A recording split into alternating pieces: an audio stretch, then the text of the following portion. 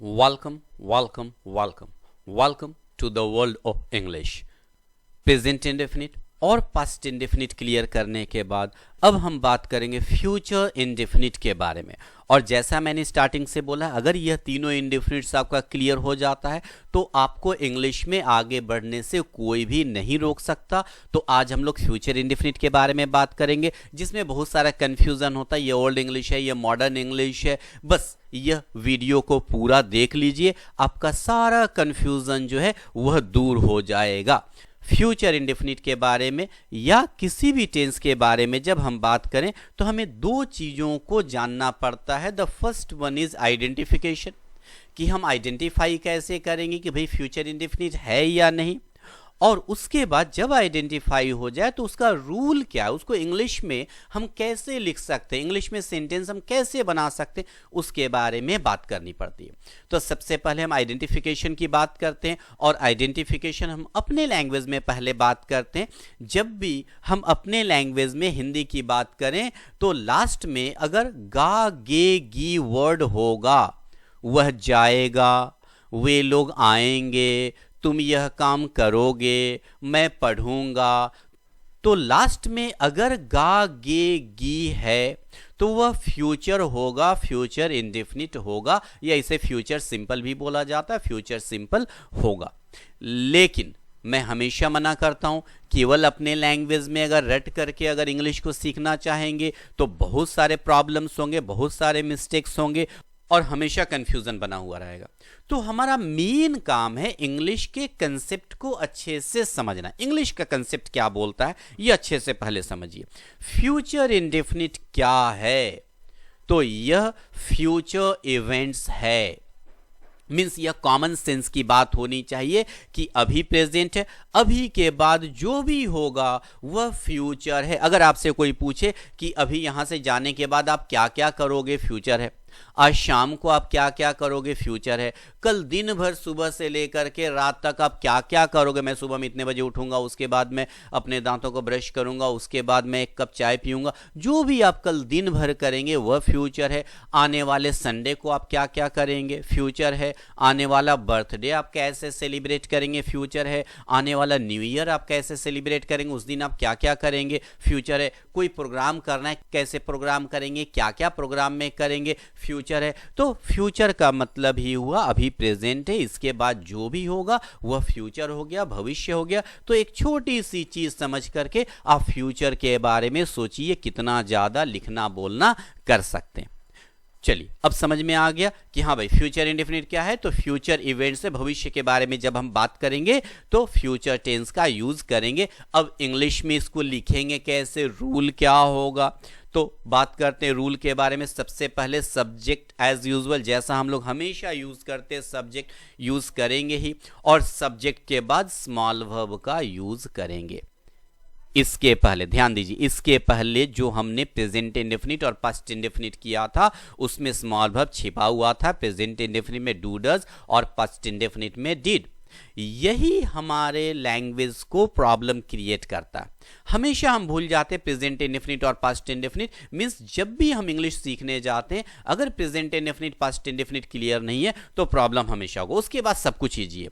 तो केवल present indefinite और पास्ट इंडेफिनिट में स्मॉल वर्ब छिपा हुआ रहता है, वह भी केवल अफर्मेटिव में। जब हम फ्यूचर में जाए या इसके बाद जितने भी टेंसेज में जाए, अगर मेन वर्ब देंगे तो स्मॉल वर्ब का यूज करना ही है, करेंगे ही। तो फ्यूचर के लिए स्मॉल वर्ब क्या यूज करेंगे, शैल या विल का यहां पर हमें यूज करना है। फ्यूचर के लिए शैल या विल। और उसके बाद मेन वर्ब का first form, present form, base form, go went gone तो गो का यूज करेंगे। राइट रोट रिटन तो राइट का यूज करेंगे। यहां पर हमें शैल विल के बाद हमेशा प्रेजेंट फॉर्म का यूज करना है, फर्स्ट फॉर्म का यूज करना है। MV2 MV3 ING कभी भी एकदम लिख लीजिए, दिमाग में नोट कर लीजिए, कभी भी MV2 MV3 ING शैल या विल के बाद यूज नहीं कर सकते। शैल या विल हो या जो दूसरे मॉडल्स हो, shall, will, should, would, must, may, might, can, could, जो भी ये सब मॉडल्स हैं, उसके बाद हमेशा फर्स्ट फॉर्म का यूज होता है। Second form, third form, ING form can never be used after shall, will और अदर मॉडल्स। जो भी अदर मॉडल्स हैं या शैल, विल हैं, इसके बाद कभी भी हम MV2 MV3 ING का यूज नहीं कर सकते। और मेन वर्ब के बाद ऑब्जेक्ट प्लस अदर वर्ड्स तो रहना ही है। जब मेन वर्ब हमने दे दिया, स्मॉल वर्ब मेन वर्ब दे दिया, तो सब्जेक्ट ऑब्जेक्ट अदर वर्ड्स वो तो फिक्स्ड है, वह पूरे लाइफ में मैंने बोला वह सेम रहेगा, उसमें चेंजिंग नहीं करेंगे। तो अब हमें सीखना क्या है कि शैल का यूज कहां करेंगे और विल का यूज कहां करेंगे। इसमें बहुत सारा कंफ्यूजन होता है, ये ओल्ड इंग्लिश है, ये मॉडर्न इंग्लिश है, इसमें कुछ नहीं चाहिए। पहले अच्छे से मेरी बात सुन लीजिए, उसके बाद आपको एक एक आइडिया क्लियर हो जाएगा। यह सभी जगह यहां पर यूज पहले भी यूज होता था, वैसे ही आज भी यूज होता है, उसके बारे में कोई कंफ्यूजन नहीं होनी चाहिए। तो हम बात करते हैं पहले जनरल स्ट्रक्चर क्या है, जनरल रूल क्या है, उसके बाद में एक एक करके सारी चीजें आपको बतलाऊंगा, बस अच्छे से सुनिए आप। फर्स्ट पर्सन के साथ शैल का यूज करेंगे। जनरल स्ट्रक्चर के हिसाब से फर्स्ट पर्सन के साथ शैल का यूज करेंगे और सेकेंड या थर्ड पर्सन के साथ विल का यूज करेंगे। फर्स्ट पर्सन के साथ शैल का यूज करेंगे, सेकेंड और थर्ड पर्सन के साथ विल का यूज करेंगे। तो अब फर्स्ट पर्सन सेकेंड पर्सन है क्या, यह देख लेते हैं। फर्स्ट पर्सन हो गया आई, वी, सेकेंड पर्सन हो गया यू और थर्ड पर्सन में हो गया ही, शी, दे, इट, या कोई भी अगर नाम लिखते हैं तो वह थर्ड पर्सन हो गया। मीन्स फर्स्ट पर्सन हमने क्या बात किया, आई और वी फर्स्ट पर्सन मीन्स शैल का यूज, तो आई और वी के साथ शैल का यूज करेंगे एज पर जनरल स्ट्रक्चर। और सेकेंड और थर्ड पर्सन के साथ will means you will, he will, she will, they will, it will, या कोई भी नाम हो उसके साथ विल का यूज करेंगे। यह जनरल स्ट्रक्चर है। अब ट्विस्ट कहां पर आएगी वह पहले अच्छे से समझिए। जब फ्यूचर में सेंटेंस बोलने में या लिखने में हम श्योरिटी की बात करेंगे कि भाई कोई काम होगा ही, श्योर, मैं कोलकाता जाऊंगा, मैं कोलकाता जाऊंगा ही, वह बाजार जाएगा, वह बाजार जाएगा ही, मैं यह काम करूंगा, मैं यह काम करूंगा ही। तो जब कोई काम जरूर मीन्स मस्ट का सेंस अगर देना है, करूंगा ही, होगा ही जब सेंस देना है, तब क्या करना है, रूल को इंटरचेंज कर देना है। मीन्स शैल के जगह विल, विल के जगह शैल। मैं बाजार जाऊंगा, आई शैल गो टू मार्केट। मैं बाजार जाऊंगा, आई शैल गो टू मार्केट। मैं बाजार जाऊंगा ही, मतलब कोई नहीं रोक सकता, जाऊंगा ही, तब वहां आई शैल के जगह अच्छा होगा I will go to market, क्योंकि वहां पर आप जोर दे करके बोल रहे हैं, श्योरिटी के साथ बोल रहे हैं, तो वहां पर शैल के जगह विल का यूज करना है। आई शैल गो टू मार्केट, मैं बाजार जाऊंगा, I will go to market, मैं बाजार जाऊंगा ही। आई शैल गेट सक्सेस, लेकिन अच्छा नहीं, क्योंकि श्योर आपको अगर आप में बर्निंग डिजायर है कि हाँ भाई आपको पाना ही है, तब आपको क्या बोलना चाहिए, I will get success, I will get success. तो आई शैल, वी शैल, लेकिन जब श्योरिटी हो तो शैल को आप विल में बदल देंगे। तो अब यहां डाउट होता है, क्या हम यू के साथ, ही के साथ, शी के साथ या जो अदर विल जहां पर भी हम यूज कर रहे हैं, क्या वहां पर शैल का यूज कर सकते हैं? बिल्कुल, रूल के हिसाब से बिल्कुल कर सकते हैं। और न्यूज़पेपर वगैरह में भी देखिएगा, कभी कभी द गवर्नमेंट विल के जगह द गवर्नमेंट शैल लिखा हुआ आपको मिलेगा। तो बिल्कुल ही कर सकते हैं, जहां पर भी शैल है श्योरिटी के लिए उसको विल कर सकते हैं, और विल के जगह शैल का यूज कर सकते हैं। ही विल के जगह ही शैल अगर लिखते हैं कोई काट नहीं सकता। अब प्रैक्टिकल यूज में आते हैं। प्रैक्टिकल यूज में क्या होता है, हम अपने बारे में श्योरिटी दे सकते हैं कि अगर आई शैल है तो आई विल कर दिए, वी शैल है तो वी विल कर दिए, लेकिन दूसरे के बारे में प्रैक्टिकली हम लोग श्योरिटी कैसे दे सकते हैं? तो जब वह बंदा, सामने वाला बंदा, जब वो अपने लिए बोलेगा तो वह आई वी का यूज करेगा, तो वह अपने लिए श्योरिटी देगा, तो आई शैल के जगह आई विल का यूज करेगा। तो इसलिए प्रैक्टिकल यूज में शैल को तो विल में कन्वर्ट कर दिया जाता है इजिली, लेकिन जो सेकंड और थर्ड पर्सन में विल है उसको शैल में प्रैक्टिकल यूज में हम नहीं देखते। लेकिन अगर करते हैं तो वह गलत नहीं होगा, बिल्कुल ही गलत नहीं होगा। अब जो हम लोग मॉडर्न इंग्लिश बोलते हैं, भी मॉडर्न इंग्लिश में शैल का यूज नहीं होता। अगर क्या शैल का यूज कर दे मॉडर्न इंग्लिश में गलत हो जाएगा? बिल्कुल नहीं, यह सब कंसेप्ट दिमाग में नहीं रखना। कहां से वह हमारे दिमाग में आता है, अब उसके बारे में हम लोग थोड़ा सा बात कर लेते हैं। यह रिटन में भी होता है, स्पोकन में भी होता है, यह कोई मॉडर्न इंग्लिश नहीं है, यह पहले से चली आती है। हमेशा बुक में देखिएगा I apostrophe double L, we apostrophe double l, you apostrophe double l, he apostrophe double l, she apostrophe double l, they apostrophe double l। तो यहां पर apostrophe double l का क्या मीनिंग है? क्या यह शैल है या विल है? तो हम लोग जानते हैं आई शैल वी शैल है एज पर द रूल के हिसाब से, और बाकी सबके साथ विल है। लेकिन apostrophe double l से पता नहीं चलता कि यह शैल है या विल है, यह शॉर्ट फॉर्म है। और जब हम इसे बोलते हैं तो इसी शॉर्ट फॉर्म को हम लोग बोलते हैं I'll help you, yes I'll come there, yes I'll come there। ऐसा लग रहा है मैं आई विल बोल रहा हूं, I'll help you. I will help you मैं नहीं, मैं शॉर्ट बोल रहा हूं I'll हेल्प यू।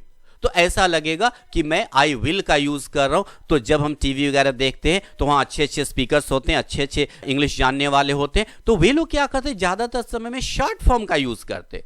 और वहां शॉर्ट फॉर्म यूज करने के कारण क्या हो गया, हमें समझ में आता भाई शैल का तो यूज ही नहीं होता, केवल विल का यूज होता है। तो ऐसा कंफ्यूजन नहीं रखना, परफेक्शन अपने दिमाग में रखना है। तो मेरा सजेशन यह है आई शैल वी शैल का स्टार्टिंग में यूज कीजिए, बाकी सबके साथ विल का यूज कीजिए। अगर श्योरिटी देना है तो उसको चेंज कीजिए। और जब आप अच्छे से बोलना सीख जाएंगे, आप जल्दी जल्दी बोलने की कोशिश करेंगे, तो ऑटोमेटिकली आप आइल, वेल, यूल, हेल, शेल, देल, ये ऑटोमेटिकली आप यूज करना शुरू कर देंगे। और एक लास्ट चीज थोड़ा ध्यान दे देते हैं, जब हम निगेटिव में शैल या विल का यूज करेंगे तो शांत या ओंट का यूज करेंगे। Shan't is equal to shall not, shall not के जगह शांत का यूज करते हैं, और विल नोट के जगह ओंट का यूज करते हैं। यह एक तरीके का वर्ड स्टॉक है। आई शैल नोट के जगह आई शांत का यूज कर सकते हैं, ही विल नोट के जगह ही ओंट का यूज कर सकते हैं। तो शैल नोट के जगह शांत और विल नोट के जगह ओंट का यूज करते हैं। तो आपका यह क्लियर हो गया कि हाँ भाई शैल का यूज, विल का यूज कहां करेंगे। अब थोड़े सेंटेंसेस एग्जांपल्स में देख लेते हैं, जिससे हमें क्लियर आइडिया हो जाए कि हाँ हमने समझा या नहीं।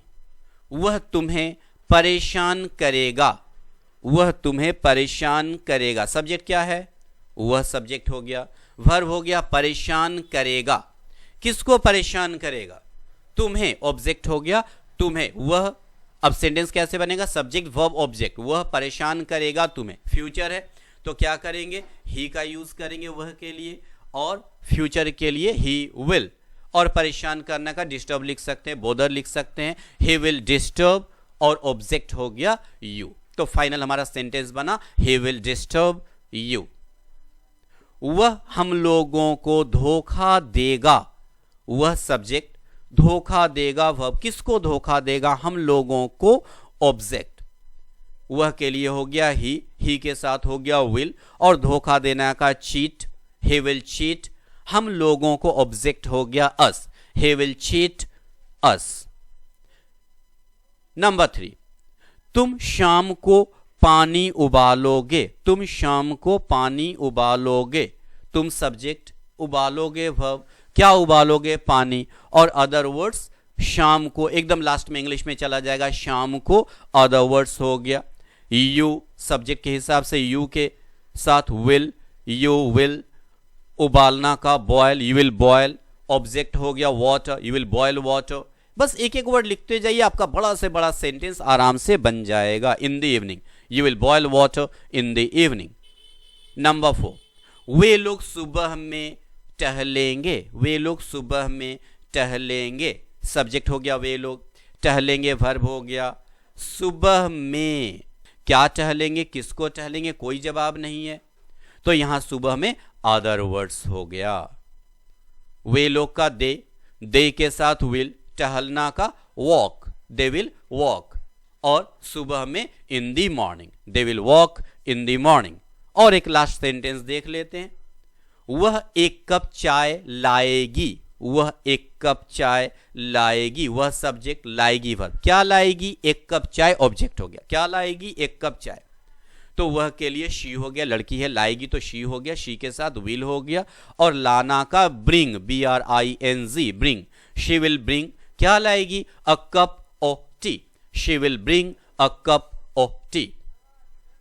तो अब आपको पूरा शैल और विल के बारे में आइडिया हो गया। तो present indefinite, past indefinite, future indefinite, तीनों को मर्ज कीजिए और श्योरिटी अपने अंदर रखिए कि हाँ भाई यह तीनों इंडेफिनिट्स हमारा अब अच्छा हो चुका है। अगर यह तीनों इंडेफिनिट्स पर आपका कमांड हो चुका है तो मेरी बात मानिए, आप लाइफ में इंग्लिश के फील्ड में कभी भी पीछे मुड़ के नहीं देखेंगे। Thank you, thank you, thank you for watching.